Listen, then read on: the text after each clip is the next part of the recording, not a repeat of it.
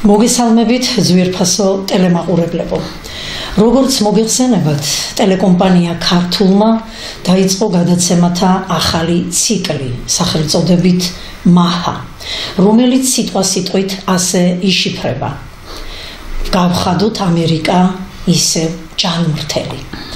ამ პროექტის ფარგლებში პირველი გადაცემა უკვე გავიდა ტელეკომპანია ქართულის ეთერში.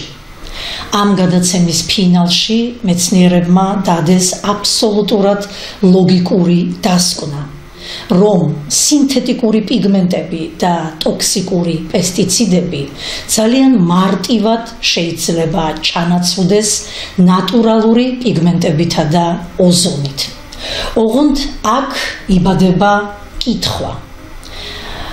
თუ როგორ შეიძლება ამ სანუკვარი მიზნის მიღწევა. სწორედ ამ კითხვაზე პასუხს დღეს ჩვენ გავცემენ შესანიშნავი ქართველი მეცნიერები. ბატონები თენგიზ ჯალიაშვილი, ბიოლოგიის მეცნიერებათა დოქტორი და ტექნიკურ მეცნიერებათა დოქტორი, პროფესორი ბატონი ამირან აფციაური. მოგესალმებით, ჩემო ძვირფასო სტუმრებო. ბატონ თენგიზ, მე პირველად მინდა თქვენგან გავიგო ამაზე პასუხი. თუ როგორ შეიძლება აი ეს შხამ ქიმიკატები ჩავანაცვლოთ ბუნებრივი, ნატურალური პიგმენტებით. უპირველესად, კაპიტანმა მადლობას მოგახსენებთ აი ამ ციკლის გაგრძელებისათვის. მადლობას მოგახსენებთ, რომ თქვენ მიმართეთ ელს ამერიკის ელს, რომელმაც გამოიღო ნაყოფი და ელჩი ამერიკის ელჩი ეხახან ეწვია ბატონ ლევან დავითაშვილს და სან-ფრანცისკოში იხსნება ქართული ჰაბი ინოვაციებისთვის.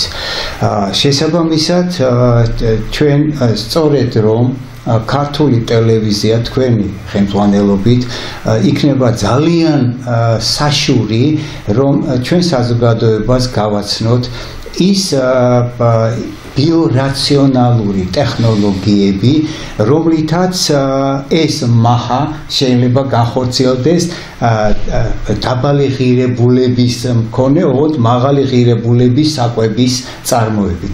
ამავე დროს ეს არის მაღალტექნოლოგიური დანერგვები, მაღალტექნოლოგიების დანერგვები და სამუშაო ადგილების შექმნა ახალგაზრდებისთვის, რომელიც არის ყველაზე საშური, ხომ რომ არ წავიდნენ ევროპაში ემიგრანტებად. ბატონ თენგიზ, უკაცრავად, ანუ თქვენი საუბრიდან მე ახლა ერთი დასკვნა გავაკეთე, რომ ჩვენმა პირველმა გადაცემამ ასე თუ ისე შედეგი გამოიღო, ხო? რა თქმა უნდა. ამ ციკლის პირველმა გადაცემამ. ეს ძალიან საინტერესო და მე მაქვს პატივი ასევე მოგახსენოთ, რომ ბატონ რობერტ კენედის უმცროსმა გახსნა მაჰა ექშენ, ანუ მაჰა ქმედებაში.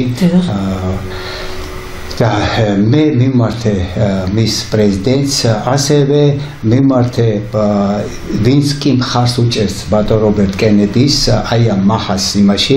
ერთი ძალიან საინტერესო ის არის, რომ ეხლა უამრავი შტატები ერთმანეთს ეჯიბრებიან მაჰას დანერგვაში. ჩვენ კი გავაკეთებთ ამერიკისთვის და ბატონ რობერტ კენედის დიდი პატივისცემით აი ამ პროექტებს და მე უკვე სანამ ბატონი რობერტ კენედი დაინიშნებოდა აი ამ უზარმაზარ კოლოსალურ, რომელსაც აქვს 1.9 ტრილიარდი დაფინანსების მქონე ეს უზარმაზარი კოლოსია, იმისი ხელმძღვანელია. სანამ ამ კოლოსის ხელმძღვანელი დაინიშნებოდა, მე მომართა პირადად თენგიზს და რაღაცა გარკვეულწილად თხოვა და მე ჩემს აუხსენი, რომ როგორ შეიძლება უკეთესად გაკეთდეს მას და მე მინდა აი ამ გადაცემაში თქვენ ნებართვით შემიძლია ახლა მე რო ვლაპარაკობ, რომ აი ეს ჩემი მიმართვა ბატონ რობერტ კენედიზე რომ ჩავთოთ ეს ამბავი, ჩემი თხოვნა იქნება, რომ ამას აქვს უკვე გარკვეულწილად თქვენ რომ ბრძანებთ, ახლა თქვენ ეს ყველაფერი იმიტომ გამოიღო ნაყოფი თქვენმა პირველმა გადაცემამ, რომ თქვენ მიმართეთ ელს. ეხლა გარკვეულწილად ეს თუ თუ კი არა აუცილებლად უნდა გავაგრძელოთ, იმიტომ რომ ეს გავხადოთ ამერიკა ისევ ჯანმრთელობი, ეს აბსოლუტურად ის ანარეკლი იქნება საქართველოსზეც. ეს ფაქტია, რომ ჩვენი ბავშვებისთვისაც დაინერგება და ყველა მშობელი და ყველა ისე მოინდომებს ამ მაჰას ორგანიზაციაში. მიმდევარი გახდეს.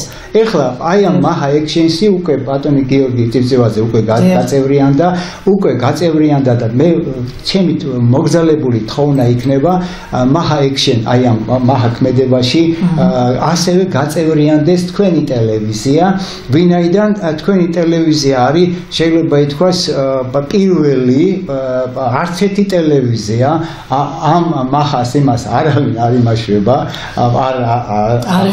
არ ეხმაურება კი არა საერთოდ არ აქვს. არ აინტერესებთ? არ აქვს ისა, მიუხედავად იმისა, რომ ეს როგორც თქვენ ძანეთ პირველი ვიდეო საავტოროსი და ეგ არის ჩვენი ინოვაციების ასევე საავტოროების დაფიქსირება, იმიტომ რომ ეს ვიდეოები რო წავა, უკვე იქ როდაც ეს მოხდა, უკვე ეს არის და ეს არის დაცვაც იმ ინოვაციებისა, რომელიც ამიტომაც თქვენ მე მივმართე ბატონ რუბიოს, რომ გაიხსნას ამერიკის საელჩოში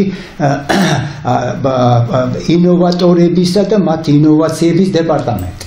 და შესაბამისად ჩვენ გვაქვს რატომ? იმიტომ რომ ეს უნიკალური ტვინები, რომელიც საქართველოშია, რომ აქ ამავე დროს ჩვენი საქართველოსთვისაც იყოს კარგია რომ წავიდნენ იმაში სან-ფრანცისკოში, მაგრამ ამავე დროს კარგია რომ მათი ტვინები აქაც გამოვიყენოთ, ხო სწორია, ესე იგი ჩვენთან უნიკალური ტვინების გამოყენებას უნდა მიეცეს გარკვეულწილად უფრო მეტი მხარდაჭერა, უფრო მეტი გარკვეულწილად ეთერი, ტელევიზია, თქვენი ტელევიზია სწორედ ამას ემსახურება, რითაც თქვენ ეს უკვე ოფიციალურად გააკეთეთ ეს ყველაფერი.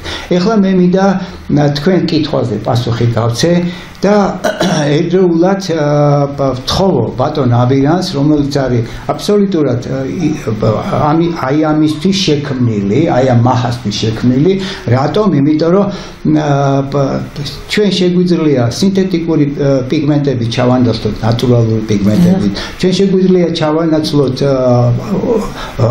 ოზონით ეს ტოქსიური პესტები, მაგრამ ეს იქნება უზარმაზარ წინააღმდეგობასთან, იმიტომ რომ ის ხალხი არ არის დასამალი, რომ მთავრობაშიაც და უამრავი სხვა ხელმძღვანელი პირებიც რაღაცნაირად დაკავშირებული არიან, იმიტომ როგორ შეიძლება რომ ტოქსიური პესტების გამოყენებას სუბსიდირება გაუკეთო. ესე იგი ჩვენივე ფული ჩვენ არ გვწავლავთ, ხო? ეს აი ამ კუთხიდან ყველაზე ადვილად მისაღწევი აი ამ სანუკვარი ბიზნისა, ეს არის სწორედ ვერტიკალური ფერმები, სადაც ჯერთი 95%-ით ნაკლები წყალი მოიხმარება, არ ჭირდება მას პესტიციდები, მე მივხვდით, აი პარტიკულად უკვე ამოღებულია, მაგრამ იქ ჭირდება ოზონი პირველივე ეტაპზე, რომ მოხდეს გასუფთავება აი ამ დათესილი თესლისა და იმისა, იმიტომ რომ ოზონი არის იდეალური გამასუფთავებელი, რომ მე იმ ვერტიკალურ ფერმებში არ მოხდეს სხვა იმების დასხსნოვანება, იმიტომ რომ 30%-ით არის სწორედ ღია გრუნტში და სათბურებში, აი დათესილის 30% იკარგება სწორედ აი ამ სოკოვანი დაავადებების, ბაქტერიული, ვირუსული და უამრავი სხვა. შესაბამისად, ეს უკვე პირველივე იმაში შემოგვაქვს ისე ოზონი, იმაში ასევე იქნება და მთავარი და ძირითადი რა არის, რომ ვერტიკალურ ფერმებში მე ბატონ რობერტ კენედის რო აუხსენ და ეგ მინდა სწორედ რომ ჩართოთ, რომ დღევანდელ დღეს გამოიყენება საკვები არე, ნიადაგი ხო არ არის, უნიადაგო არის და სითხეში არის გახსნილი ეგრეთ წოდებული ჰოგლანდის ნარი. ჰოგლანდის ნარი არის 14 მიკრო და მაკრო ელემენტის ერთობლიობა, ეს არაორგანულია და მე მივაწოდე ბატონ რობერტ კენედის, რომ კი, მთელი მსოფლიოს ეს იზრდის აი ამ ჰოგლანდის ნარზე, რომელიც საკმაოდ ძვირია, ესე იგი თვითღირებულება თავისთავად უკვე აი ამ საწყისშივე დადებული და მე მას შევთავაზე აბსოლუტურად ახალი, უფრო იაფი და უფრო მაღალი ხარისხის საკვები არის, რომელიც ჩვენთან არის უზარმაზარი გამოყენების სპექტრი და ამავე დროს დავნერგოთ ვერტიკალურ ფერმებში პომიდორს და იმას შაფრანის და ისენის ყველაფერი შეიძლება მოიყვანო იქა გარდა ხეებისა და ბუჩქებისა. ყველა ბოსტნეული ხილი, მარწყვი, ყველაფერი შეიძლება მოიყვანო და შესაბამისად ჩვენ შევთავაზეთ ამ არნახული ანტაგონიზმი, რომ უნდა მაშინ თითოეული მიკრო და მაკრო ელემენტი ხელატირება გაუკეთო, რომ სხვას არ ეჩხუბოს შეწოვაზე სცენარისთვის და დაბალ ეფექტურია, მაღალი ფასი აქვს, მაგრამ დაბალ ეფექტურია. ჩვენ შევთავაზეთ რაც ბუნებამ შექმნა და ღმერთმა. რა შექმნა ღმერთმა? ყოველ წელიწადს ფოთოლს ხო გამოისხავს ხე და ბუჩქი. ხო ეს აქსიომა. დაზაფხული რატო გვიხარია, ხო? მეორე, შემოდგომაზე ხო ეს ფოთლები ცვივა. შესაბამისად, ეს ფოთლები რო ცვივა, ის ჭიაყელა ხო ამას გადაამუშავებს და არაფერი ახალი არ შეუქმნია, ღმერთმა რაც შექმნა, სწორედ იმ ხას მიუყვებით, მიხვდი? და ჩვენ ფოთოლი მივეცით სხვადასხვა ხეების ფოთლები მივეცით ქართველ ჭიაყელებს, გადაამუშავებს დიდებულად, შექმნეს წინვალე ვერმის სასუქი, რომელიც წინა იმაზე თქვენ გადაცემაში ბატონმა გია გახოკიძემ აგრონომმა, რომელმაც გააკეთა უამრავ სხვადასხვა ფოთლებზე აი ეს გადამუშავება ჭიაყელების მიერ და რაც ბატონ გია მიიღო ის არის შეიძლება ითქვას არც ჰარვარდში და არც კემბრიჯში და არც უნივერსიტეტში ჯერ არ მიუღია და წარმოდგენაც კი არ აქვს რომ აი ამ სასუქმა აი ამ ვერმის სასუქზე ანუ ჭიაყელებით გადამუშავებულ ბიოსასუქზე გაზრდილმა საკვებმა მუხის ფოთლები გადამუშავებული ჭიაყელით იმან ის საკვები მოეწონა ბიჭებს ხოლო გოგოებს არ მოეწონა. ხოლო კენკროვნებისა და ვაზისა და იმის იმაზე მოეწონათ.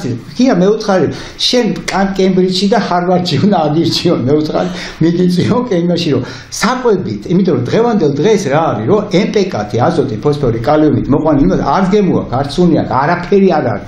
წინა ჭოპორტის პომიდორს რომ გაჭრდი, ქონდა უნიკალური გემო და არომატი ოთახში საოცარდებოდა სურნელი.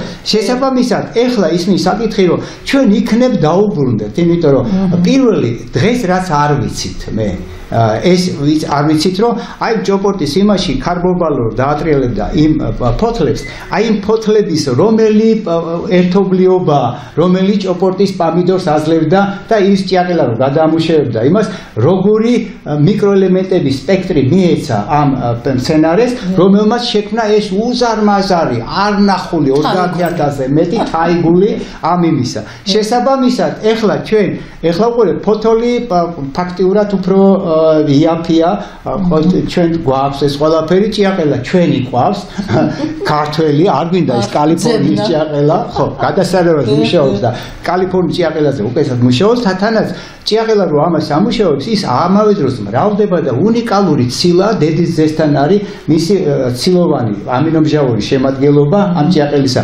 ფრინველისთვის, თევზისთვის, იმისთვის რა გვინდა სოიასა და იმის ისენი ცილები, აგერა გვაქვს ყველაფერი, ხო? და შესაბამისად, თელი ის ამ ვერტიკალურ ფერმაში რა არის, ყველაფერი კარგია, უსეზონოდ, ისა 12 თვე მუშაობს ყველანაირად, ნებისმიერ ადგილას შეიძლება შეცვალოს და ერთი პატარა ვერტიკალურ ფერმამ შეიძლება ჰექტრების ჩაანაცვლოს და ის ჰექტრების ჩანაცვლება კი არ უნდა ჩავანაცვლოთ ჰექტრები, არამედ აქ უნდა შემოვიტანოთ ის, რაც აქ შეიძლება ვაწარმოოთ, ხოლო ხეების, ბუჩქების და იმების, რაც აქ არ შეიძლება ვაწარმოოთ, იქ ვაწარმოოთ. ესე იგი, სტრატეგიული დანერგვა უნდა გაკეთდეს. გვაქვს ჩვენ უკვე, აი მაგალითად, ზეთის ხილის ხეები, კენკროვნების ხეები, ყველაფერი და იმათვისაც მომგებიანი იქნება, რომ თუ ჩვენ ავაწყეთ აქა და ვაჩვენეთ, რომ ნატურალურ პიგმენტებზე არის მოთხოვნება კოლოსალური, რატომ ბატონი რობერტ კენედი შეხვდა უზარმაზარი კოლოსი კვების სექტორის ხელმძღვანელებს და უცხო რომ მე სანამ ამ სკამზე ვზივარ, მანამდე სინთეტიკური პიგმენტები უნდა ამოიღოს თქვენი მიდან. რო ამოიღო, კი ამოღებით ისინი ადვილად ამოიღება რიჩაანაცო. აი სწორედ ჩვენ ვაწვდით იმას, რომ როგორ შეიძლება იაფად ვაწარმოოთ ყოველგვარი პეისტებისა და იმის გარეშე ნატურალური პიგმენტები, აი სუპერკრიტიკული ნახშირორჟანგის გამოყოფით, იდეალურ ოქროს იმაზე სტანდარტით გავაკეთებთ ამ ყველაფერს, ოღონდ რა არის, რომ ამას სჭირდება ენერგია. ვერტიკალურ ფერმებს აქვს საკმაოდ მაღალი 60%-იანი ენერგია, იმიტომ რომ 12 თვე 24 საათი რომ მუშაობს, არა, ამას მეტი ენერგია ჭირდება. შესაბამისად, ხოლო აი ამ ენერგია, ეს არის აქილევსის ქუსლი, რატომაც ვერ ინერგება და ბატონ ამირანს ეს აქილევსის ქუსლი შეიძლება გააკეთოს მის პირიქით, უკეთეს იმას, რომ თვითღირებულება აქ წარმოებული საკვებისა, ესე იგი, კვებითი ღირებულება მაღალი იქნება და აი სწორედ food for life, რომ საკვები სიცოცხლისათვის და მე უფრო შევასწორებდი სიცოცხლისათვის კი არა, უნიკალური ტვინებისათვის, რომ გამუშავა და საქართველოს სწორედ უნიკალური ტვინებით არის გათქმული. აი ბატონ, უნიკალური ტვინებისთვის როგორმე იქნებ ეს ენერგიის დაზოგვა, გავკეთოთ ბატონ ამირანთან. ეხლა მე გადავა თქვენ ნებართვით ბატონ ამირანთან, რომ ეს დიდი მადლობა. მოხარულება რომ გვერდები ძალიან მნიშვნელოვანი პროექტი. მართლაც დღევანდელი სამყაროს უმნიშვნელოვანესი პრობლემა შეიძლება ითქვას ამ დაძაბულობის, ამ ომების საფუძველიც კი ენერგეტიკა, ენერგორესურსები. დღეს ჩვენ ცხოვრობთ მართლა ისეთ სამყაროში, სადაც ადამიანები საკუთარ თავს თვითონ წამლავენ იმ საკვებით, რომელთაც ისინი იკვებებიან და არის ბრძოლა იმისათვის, რომ საკუთარ შვილებს ესე იგი ნორმალური ეკოლოგიურად სუფთა საკვები მიეწოდონ. რა თქმა უნდა, რომ არის რაღაცა სექტორი, სადაც საკვები არის სუფთა, მაგრამ ეს არის ძალიან ძვირი. ეკოლოგიურად სუფთა საკვები არის ძვირი და დედამიწამ დაიპყრო ამ ქიმიურმა, ხელოვნურად მოყვანილმა საკვებმა და უკვე გასობრებამ გამოიღვიძა, შეიძლება ითქვას. და აი ყველაზე დიდ ქვეყანაში, როგორც არის ამერიკა, ძალიან ცნობილი პიროვნება ჩაუდგა სათავეში იმ პროცესს, რასაც ქვია, აი შევცვალოთ ჩვენი ცხოვრება ისე, რომ გავხადოთ ჩვენი შვილების მომავალი ჯანმრთელი. მაგრამ აი ზუსტად ამაზეა ლაპარაკი, რომ საკვები, რომელიც არის სუფთა, შეიძლება ძვირი. რა თქმა უნდა, იმ შემთხვევაშიც კი, რომ საერთოს ენერგეტიკის რესურსები ადამიანების დიდი ნაწილი მზადა გადაიხადოს, უფრო მეტი ოღონდ შვილი არ მოიწამოს, მაგრამ არის ადამიანთა დიდი ნაწილი, რომელსაც ეს არ შეუძლია. ეს არის უმწვავესი პრობლემა. და ეს პრობლემა დღეს არ დამდგარა. ამას ადამიანები ხვდებოდნენ, რომ დადგებოდა ეს კრიზისი, ენერგეტიკული კრიზისი. და როდესაც საფუძველი ჩაეყარა თანამედროვე ინდუსტრია და როდესაც შეიქმნა პირველი მანქანები, რომლებიც არ იყო გაცვლილი ეკოლოგიაზე და არ იყო გაცვლილი იმაზე, რომ დედამიწა დაიღუპებოდა ასეთი ენერგეტიკით, აი მაშინ გაჩნდნენ პირველი ადამიანები, რომლებმაც თქვეს, ეს მიმართულება არა სრულყოფილი, ეს პირველი იყო მაქსველი, ვინც თქვა, რომ ენერგია შეიძლება მოვიპოვოთ წონასწორული სამყაროდან ისე, რომ ის არ დავაზიანოთ. რომ არ დავწვათ, არ დაუბრუნოთ ჩვენ დედამიწა, არ გავანადგუროთ, მაგრამ მას არ დაუჯერეს. ამის მერე იყო ტესლა, რომელმაც რეალურადაც შექმნა ისეთი ფანტასტიკური ენერგოდანადგარები, რომლებიც საუკუნით უსწრებდა ცივილიზაციას და მასაც არ დაუჯერეს. ის უდიდესი მეცნიერი, როგორც მაქსველი, ტესლას სახელი ქვია ფიზიკურ ერთეულს. აი როგორც ნიუტონი, ხო არის ელექტრომაგნიტური ველის დასაბრუნებლად. ერთეულია, ეს ტესლა უდიდესი მეცნიერი, ისევე როგორც მაქსველი უდიდესი, მაგრამ მათ არ დაუჯერეს აი ამ ნაწილში. ამ ნაწილში მათი თეორიები არის საფუძველი სინამდვილეში თანამედროვე მეცნიერების, მაგრამ ამ ნაწილში მათაც არ დაუჯერეს და კაცობრიობა მივიდა იმ კრიზისში, რომელშიც დღეს იმყოფება. და დღეს მათ უნდა მიუბრუნდეთ ჩვენ.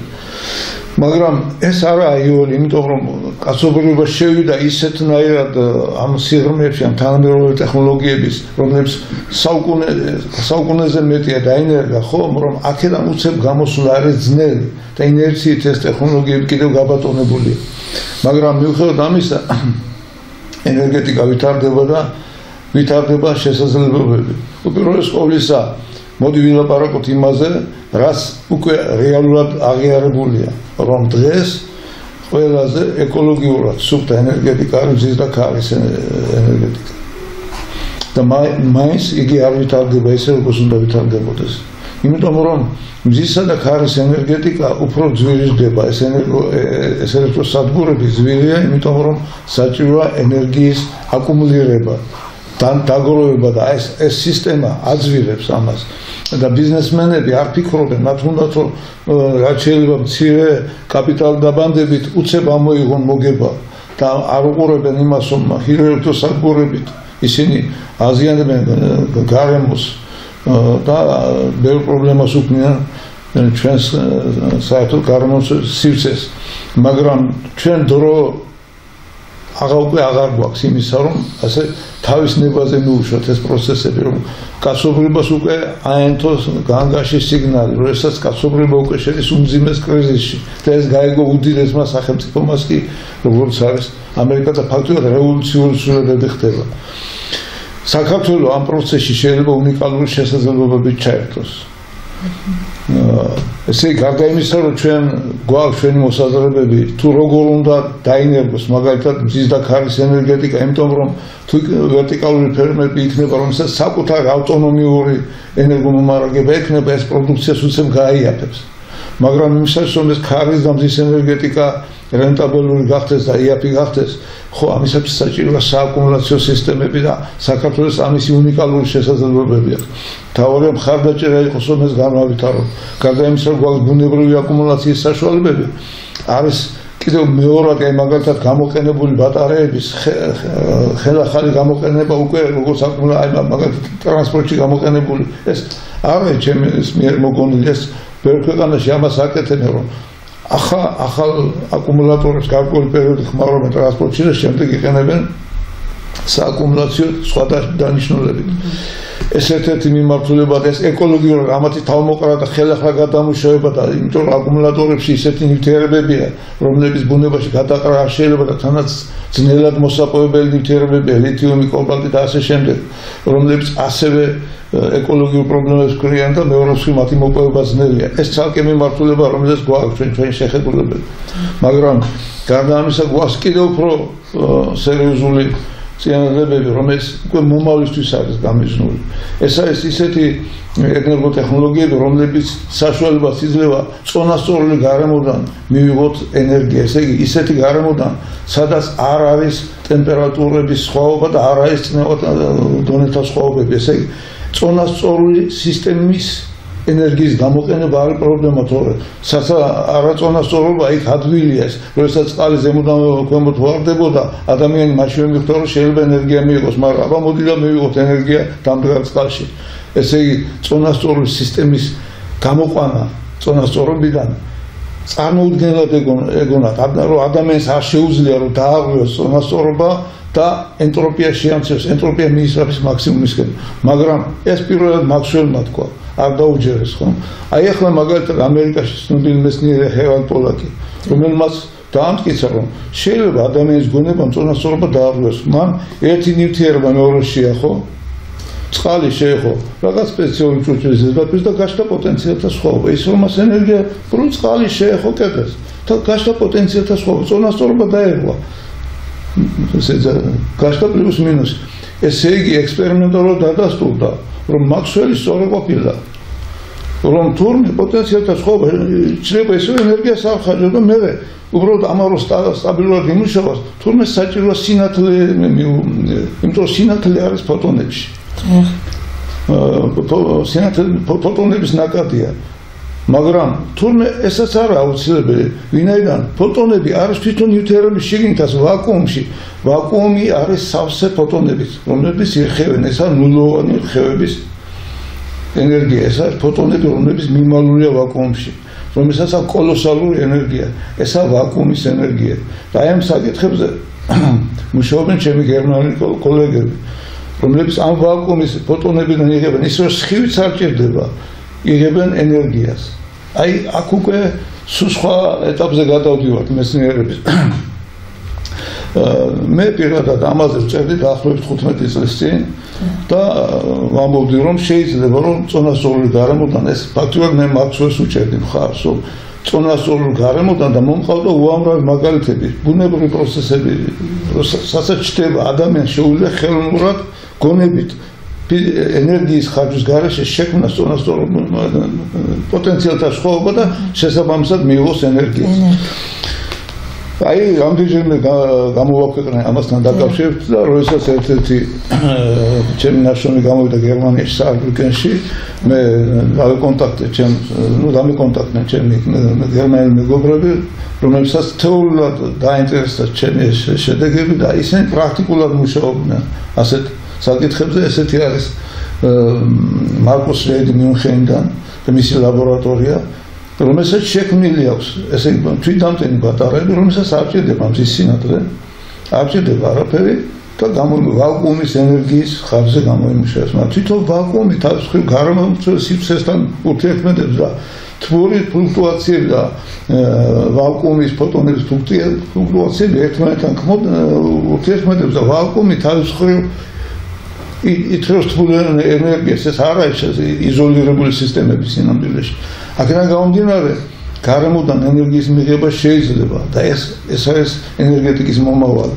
რა თქმა უნდა, ეს დღეს იმ დონეზე არაა განვითარებული, რომ უცებ ჩაანაცვლოს ეს თანამედროვე ენერგეტიკა, მაგრამ ჩვენ შეგვიძლია ქართველებს შევქმნათ ისეთი კომბინირებული ენერგომომარაგების სისტემა, რომელიც ამ ტრადიციულს და მომავალზე ორიენტირებულ ტექნოლოგიებს გაერთიანებს და თანდათან სრულყოფს კიდევაც და თანდათან მე დარწმუნებული ვარ, რომ კაცობრიობა გადავა კიდევ უფრო ეკოლოგიურად სუფთა ენერგიის წყაროებზე, რასაც გარკვეული დროს დაჭირდება და გარკვეული მუშაობას, მაგრამ უკვე დღეს ჩვენ შეგვიძლია ვიმუშაოთ ისეთ ტექნოლოგიებზე, რომლებიც გაცილებით იაფს გახდის იმ პროდუქციას, რომელიც ესოდენ მნიშვნელოვანი არის ჩვენი მოსახლეობისთვის და საერთოდ მსოფლიოსათვის, თუ ამას გაითვალისწინებენ ჩვენი უცხოელი მეგობრები და კოლეგები, ვისაც ჩვენ მზად ვართ, რომ მათთან ვითანამშრომლოთ.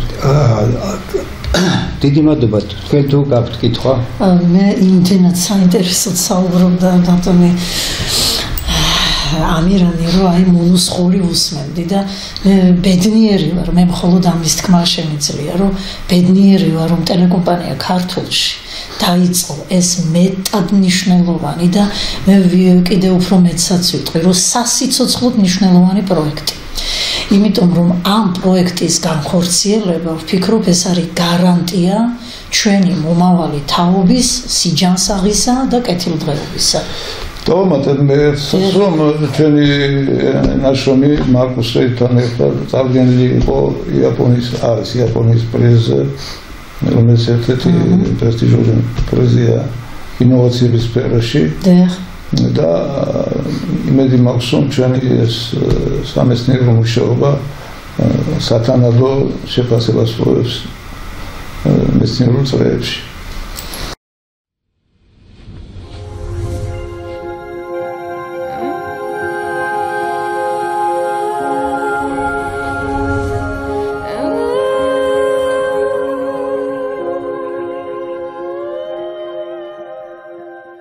In quantum electrodynamics theory, the virtual particle transmits and creates the electromagnetic interaction. This is a scientific fact and is experimentally proven. So these virtual particles play a fundamental role in every conventional electric system that we use. If we look, for example, at the light that comes from a torch, the photons that are emitted from that torch exist in space as a virtual particle.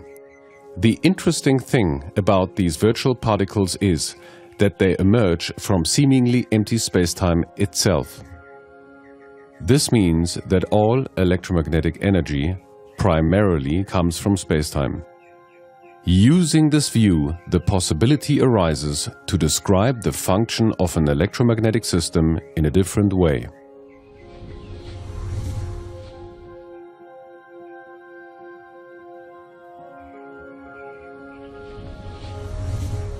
What we cannot see with our eyes is that there exists a permanently ongoing energetic exchange between the electric system and spacetime.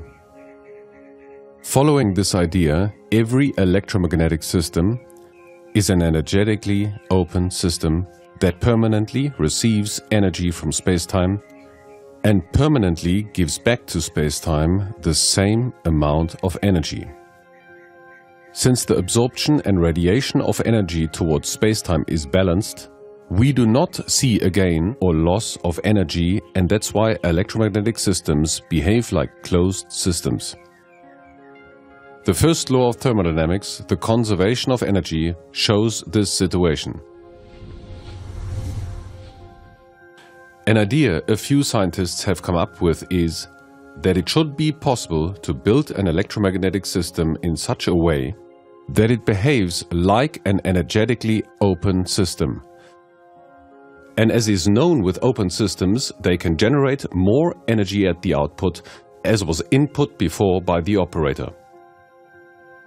The missing energy comes from the environment and, in our case, from spacetime. My first working attempt for an experimental prototype to extract energy from the quantum vacuum is the crystal cell. The crystal cell is a battery-like device that permanently puts out electric energy. The construction of the crystal cell is not related to a conventional battery. It is rather something that could be called a self-charging capacitor. The crystal cell consists of two diodes that direct electrons into one direction only. Between the diodes is a solid silicate material. In that moment, when an electron arrives from the external circuit at the plus pole diode, it jumps over the diode barrier into the silicate. Likewise, if an electron arrives at the other diode, it jumps over the diode barrier to the minus pole electrode. The remaining question is, how do we create a permanently ongoing charge separation within the polycrystalline silicate material? Quantum fluctuations create small vibrations on atoms. Upon single atoms, these vibrations are usually so small that they can be ignored in relation with the conservation of energy. But what happens if we can trigger these quantum fluctuations in such a way that the fluctuations upon many atoms do at the same time the same thing? These coherent quantum fluctuations would then create significant energetic effects that can be used to create a visible charge separation which leads to a steady electric current. So in a way, the crystal cell is related to a solar cell. Instead of sunlight, we use coherent quantum fluctuations to generate electric energy permanently and emission-free. The crystal cell, which I have here, is an experimental prototype. If the crystal cell is supposed to work as the working hypothesis predicts, then we would expect individual characteristics. Measurements have shown that the crystal cell shows such characteristics, and that is the reason why I believe that the crystal cell extracts energy from the quantum vacuum. Such a single crystal cell has an ambient voltage of 1.5 volts and is able to generate a power output of about 3 milliwatts. Crystal cells that were manufactured in 1999 are still under permanent load, and looking at the generated energy over that time, they can compete with today's lithium-ion batteries. If you want to participate in the crystal cell research and share the measurement data publicly, you are welcome to do so. Please contact us via the below websites. Thank you for watching. I'm Marcus Reed.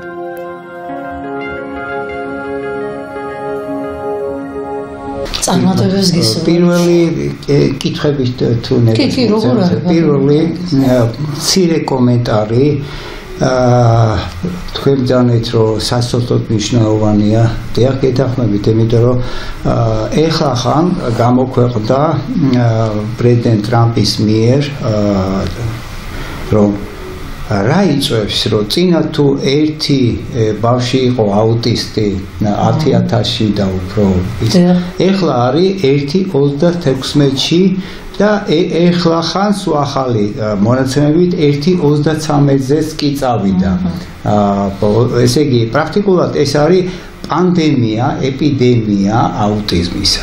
ამის გარდა ბავშვებში არის საოცარი სიმსუქნე, რომელსაც წონის დარღვევები, ეს თავისთავად ეს ენდოკრინოლოგიური ფუნქციების მორღვევა არის, ეს ყველაფერი არის არაჯანსაღი საკვებით. და ამიტომაც არის დღევანდელ დღეს წამოვიდა functional food ფუნქციური საკვები, საკვები სიცოცხლისათვის ეს ისე იგი რაც ჰიპოკრატე მედიცინის მამამ თქვა რომ დაეშენი საკვები იყო შენი წამალი და შენი წამალი იყო შენი საკვები დღეს ისევ და ეხლა ბატონი ამირანი თუ ამას გავიკეთებს რომ ენერგიის ენერგოეფექტური იქნება ჩვენი ვერტიკალური ფერმები მაშინ ნებისმიერს იმიტომ რომ ნებისმიერი ბავშვი ყველას ბაბუა ვარ ნებისმიერ ბავშვს აქვს უფლება იყოს ჯანმრთელი და ჩვენ უნდა ეს ყველა ბაბუებმა, ბებიებმა და ახლობლებმა ყველამ უნდა შეუქმნათ ბავშვებს პირველი საკვები იყოს ჯანმრთელი, ფუნქციური საკვები იყოს მათთვის ხელმისაწვდომი და შესაბამისად ყოველგვარი კვებითი ღირებულება იყოს მაღალი. აი ამაზე მინდა რომ მაწინასწარ მადლობა მოგახსენოთ თქვენი ჩართვისათვის აი მასში და მე მივესალმები ბატონ მარკოს აი ამ პროექტში ჩართვისათვის რა თქმა უნდა მათთვისაც იქნება ბატონ რობერტ კენედის ამოუდგნენ მხარში ჩვენი გერმანელი კოლეგები და ვფიქრობ რომ თქვენი დახმარებით ჩვენ ამ მიზანს მივახცევთ აუცილებლად. დიდი მადლობა ბატონ თენგიზ, ბატონ ამირან და ჩვენი გადაცემათა ციკლი აუცილებლად გაგრძელდება. ახლა კი დაგემშვიდობებით, დროებით კარგად გრძელდებოდეთ.